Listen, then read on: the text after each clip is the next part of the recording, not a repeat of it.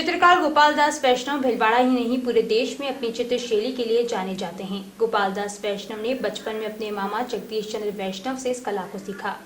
बाद में सरकारी नौकरी कला अध्यापक के रूप में वर्तमान में भी कार्यरत हैं। रेखाओं एवं रंगों के आकर्षण ने उन्हें बचपन के मूल्यों, समाज, प्रकृति के विभिन्न रूपों को कैनवास पर उकेरने के लिए हमेशा प्रेरित किया। इनका रुझान समसामयिक चित्रकला में है। इनके चित्रों की शैली विशेष है और इनके पात्रों के चेहरे सवा चक्षु शैली के हैं, जिनमें चटक रंगों का प्रयोग किया जाता है।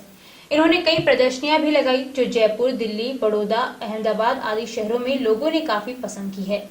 इनके कला सफर के बारे में जाना हमारे संवाददाता मुरली मनोहर सेन ने। चित्रकला एक बहुत बड़ा संसार है। इसमें कई कलाकार लोग कई तरीके से, कई विधाओं से अपनी कला का सर्जन करते हैं। उनमें रंग संयोजन ले लें, पात्र ले लें, कई तरह की चीज़ें हैं। तो कलाकार अपनी रचनाएं अलग अलग ढंग से बनाते हैं और उनके अलग अलग चेहरे होते हैं।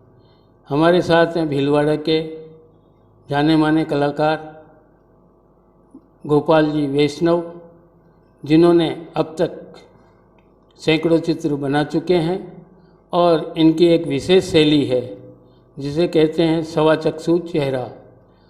उस पर इन्होंने बहुत अच्छा काम किया है और कई शहरों में इनकी प्रदर्शनियाँ लग चुकी है और अभी भी अविरतन ये इसी कला में लगे हैं और ये चाहते हैं कि कला और कलाकार को आगे बढ़े और उनको कोई सरकारी या वो भी प्रोत्साहन मिलता रहे। जानते हैं इनसे कि इनका कला का सफ़र कब से शुरू हुआ और क्या क्या इनके अनुभव रहे। नमस्कार सर। नमस्कार सर। मैं गोपाल वैष्णव। बचपन से ही चित्रकारी का मुझे शौक़ रहा है। इसका मुख्य कारण मेरा बचपन ननिहाल में हमीरगढ़ में बीता और मेरे मामा जी जो कि एक अच्छे चित्रकार थे, उनके साथ रहते रहते अनायास ही मैं कब चित्र बनाने लग गया और कैसे इस कला में मैं आगे बढ़ गया मुझे भी ज़्यादा इसका आभास नहीं हुआ। लेकिन धीरे धीरे उनके साथ रहते रहते मैंने चित्रकला के गुर सीखे। इसको अपन गुरु शिष्य परंपरा भी कह सकते हैं। एकेडमिक रूप से मैंने कोई शिक्षा नहीं ली, केवल मामा जी को ही गुरु मान करके मैंने चित्रकला सीखी है और धीरे धीरे मेरा रुझान इतना बढ़ गया कि स्कूल से आते ही और दूसरे गेम्स में मेरा इंटरेस्ट ख़त्म हो गया था। घर आते ही मैं स्केच बुक ले लेता था और कोई ना कोई ड्राइंग करते रहते थे। आपके इस कला में एक विशेष तरह का चेहरा और विशेष कलर संयोजन है।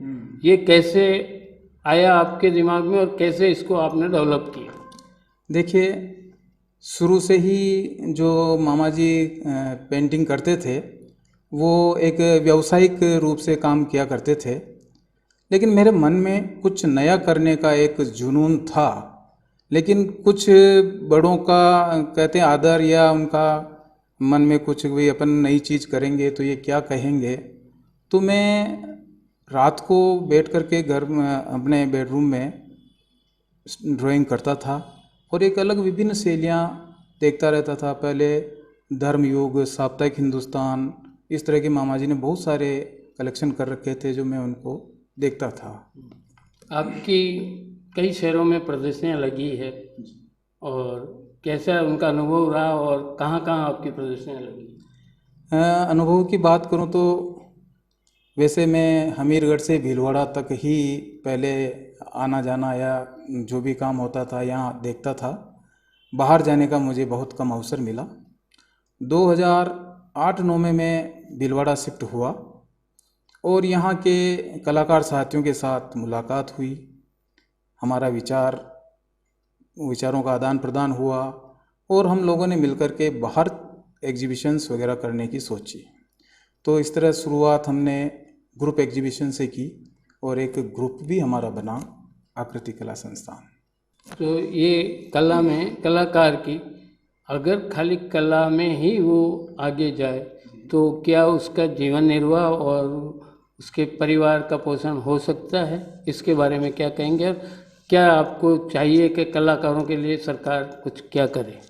देखिए, केवल कला से ही जीवन चलना या जीवन यापन संभव हो, ये कुछ ही कलाकारों को सौभाग्य मिलता है। हर कलाकार को इतना अचीवमेंट नहीं मिल पाता है, भले वो कितना ही अच्छा कलाकार हो, लेकिन जब तक मार्केट में उसकी कला की पकड़ पहुंच नहीं होगी तब तक उसको ये नहीं मिलेगा। और रही बात जीवन यापन की, तो केवल चित्रकला से ही जीवन यापन संभव नहीं होता है।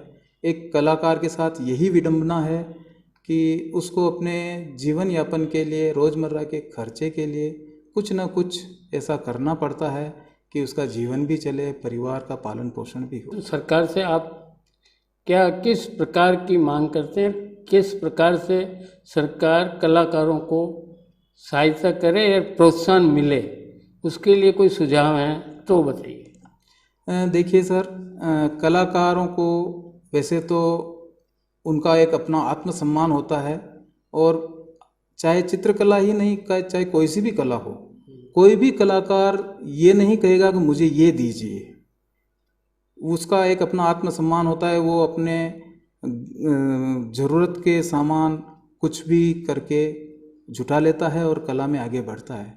लेकिन सरकार को ये चाहिए कि ऐसे कलाकारों को वो प्रोत्साहन देवे। जैसे अभी लोक कलाकारों के लिए गवर्नमेंट बहुत सारी स्कीम्स चलाती है, उनको प्रोत्साहन मिल रहा है, ये बहुत अच्छी बात है। तो इसी तरह अन्य जो भी कलाकार हमारे चित्रकला में हैं, कंटेम्प्रेरी काम करने वाले हैं, उनको प्रोत्साहन राशि दी जावे, उनको ऐसा मंच प्रदान किया जाए जहां वो अपनी कला का प्रदर्शन कर सके और समाज के लोगों तक अपनी कला को पहुंचावे, ताकि उनकी कला से उनको कुछ आजीविका का साधन मिल सके। महबूब हुसैन की जो आपने बात कही, एक कलाकार, एक अच्छे कलाकार, मगर उनके कई चित्र विवादास्पद रहे हैं और भारतीय संस्कृति को हानि पहुंचाने वाले जाने गए हैं। इसके बारे में आप क्या कहेंगे? देखिए, कोई भी कलाकार ऐसे दृष्टिकोण से कोई काम करता नहीं है, और यदि हम उनके कला को कला के रूप में देखें तो ऐसे विवादित नहीं मान सकते हैं, क्योंकि भारतीय संस्कृति में ऐसी कला भरी पड़ी हुई है। आप खजुराहो चले जाइए, वहाँ के मूर्ति शिल्प को देखिए, वो अपने को क्या कहते हैं, उन्होंने भी उसको ऐसा नहीं माना है, उन्होंने केवल कला को कला के रूप में ही देखा। अभी जैसे जो डिजिटल युग आ गया, कंप्यूटर युग आ गया, कला भी उसमें समाहित है। कई कंप्यूटर्स कला उसमें काम कर रहे हैं, डिजिटल में काफ़ी चीज़ें हो गई है, तो क्या फ़र्क पड़ा इससे कलाकार को?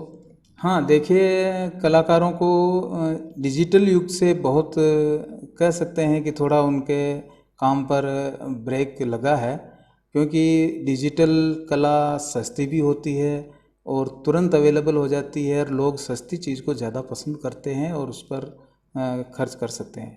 तो ये थे गोपाल दास जी वैष्णव, जो बता रहे हैं कि कला को व्यावसायिक तौर पर आप कला का सृजन करेंगे तो बहुत मुश्किल है, मगर आप शौक़ से और अपनी सृजनात्मक जो आपके दिल में है, आपके दिमाग में, उसी को आप उतारें। बाकी डिजिटल में वो भाव नहीं आएंगे जो आदमी, जो कलाकार अपने अंदर के भाव को ब्रश और कुंची से कैनवास पे उतारेगा। मुरली मनोहर सेन, लोकवाणी, भीलवाड़ा।